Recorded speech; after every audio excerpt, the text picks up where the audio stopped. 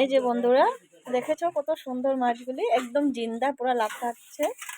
দেখে নাও, পুরো জিন্দা মাছ এনেছে। আজকে রবিবার, গিয়ে ভালো মাছ পেয়েছে জিন্দা, তাই নিয়ে আসলো। আর মাছ, আর এটাকে কি মাছ বলো? শোল মাছ। দেখেছো, কিন্তু দাম নিয়েছে, কারণ জিন্দা তো মাছগুলো, ওটার জন্য বড় বড় আছে। এখন আজকে এগুলো বানাবো, তোমাদেরকে দেখাবো যে আমি কিভাবে বানাবো। এই বাবা কিভাবে লাফাচ্ছে!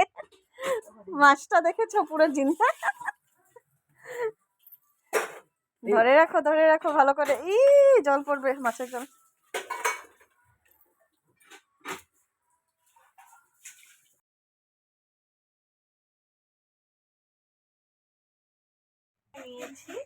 এই যে বন্ধুরা, এখানে আমি আদা, রসুন, পেঁয়াজ, শুকনো লঙ্কা নিয়েছি। আমি শিলপাটাতে বেটে নেব, কারণ এটা লোকাল মাছ তো, জিন্দা মাছ। ওটাতে মশলা বেটে দিলে ভালো লাগবে মিক্সার গ্রাইন্ডার থেকে।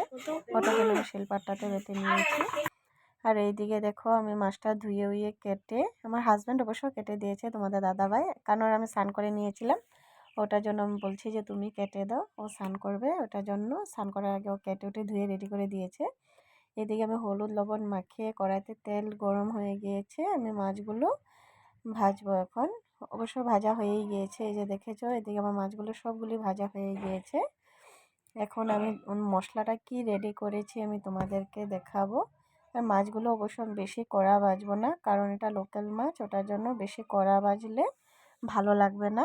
ওটার জন্য বন্ধুরা, তোমরা বেশি ভাজবে না, হালকা ভাজবে মাছটা, না হলে টেস্ট আসবে না। এদিকে দেখেছো, মশলা সব রেডি করে নিয়েছি। আমি মশলাটাতে কি কি দিয়েছি তোমাদেরকে আমি বলছি।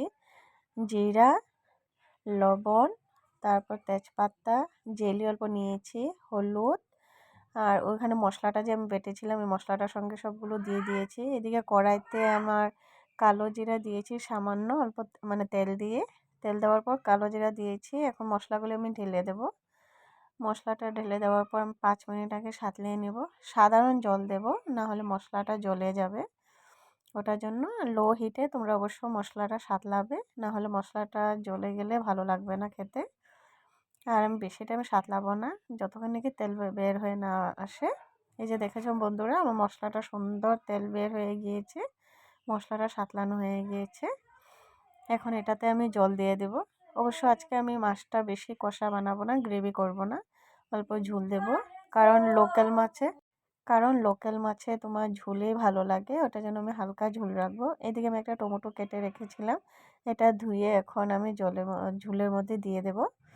অল্প টাইম আমি লো হিটে রাখবো। এখন মাছটা ঢেলে দেব। মাছটা আমার ভাজা তো হয়ে গিয়েছিল, তোমাদেরকে আমি দেখিয়েছিলাম।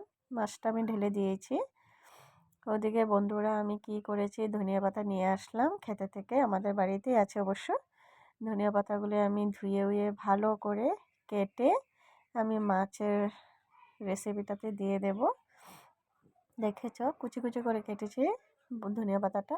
এদিকে আমার মাছের রেসিপিটা হয়ে গিয়েছে। কালারটা এখনও সুন্দর আসে নাই, কারণ আমি কালার মরিচও দিই নাই, প্লাস তোমার আমি এখানে বেটে দিয়েছি শুকনা মরিচ, ওটার জন্য। আর মাছটা কেমন হয়েছে তোমাদের কাছে দেখতে আমাকে কমেন্টে বলবে। আর কে কে লোকাল মাছ খেতে ভালোবাসো কমেন্টে জানিও বন্ধুরা। আমি আবার নতুন ব্লগ নিয়ে তোমাদের কাছে চলে আসবো। তোমাদের কাছে যদি আমার ব্লগটা ভালো লাগে থাকে, রেসিপিটা ভালো লাগে থাকে, লাইক কমেন্ট শেয়ার করে দেবে। ওকে, বাই বন্ধুরা।